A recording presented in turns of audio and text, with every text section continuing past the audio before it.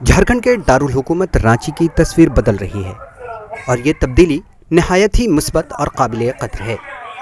नशे की लत के शिकार बच्चे मालखम जैसे रवायती खेलों में तारीख रकम कर रहे हैं। मालखम भारत का एक रवायती खेल है जो महाराष्ट्र के छोटे गांव से निकलकर हरियाणा होते हुए पूरे मुल्क में फैला। यह जिस्मानी क़ुव्वत को जाहिर करने वाला ऐसा खेल है जिसे 3 हिस्सों में बांटा गया है।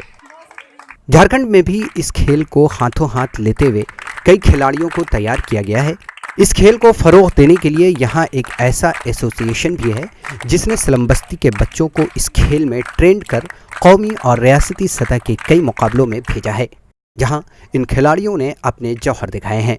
हम लोग अदर बैठक कास्ट से आते हैं, जो फैमिली में ज़्यादा मेरा फाइनेंशियल सपोर्ट पेरेंट्स कर नहीं पाते, इसके वजह से तो थोड़ा दुख होता ही है। बट फिर भी हम किसी भी तरह से इसमें बढ़ना चाहते हैं और खुद से सपोर्ट करके हम खुद को ही आगे बढ़ाना चाहते हैं रोकमल। दरअसल इस एसोसिएशन ने कुछ स्लम बस्ती के बच्चों को इस खेल से जोड़कर उनकी किफ़ालत की है और गरीब बच्चों को इस खेल में इतना तैयार किया है कि वो अब कौमी और रियासती व बैनुल अक़वामी मुकाबलों में हिस्सा लेने के लिए तैयार हैं।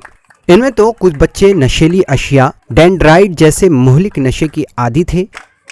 अभी अजय सर के पास आने से हम ये सब छोड़ दिए और अब खेलने पे ध्यान देने लगे। इन बस्तियों में इन बच्चों की जिस्मानी बनावट को देखकर इस एसोसिएशन ने अपने साथ जोड़ा और उन्हें इस खेल की ट्रेनिंग दी।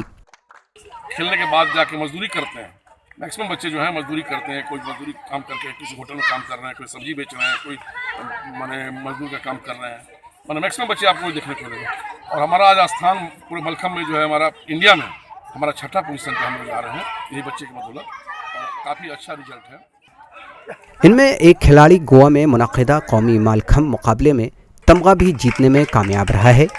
ये बच्चे अब नशे को छोड़कर दिन रात खेल की तैयारियों में लगे रहते हैं।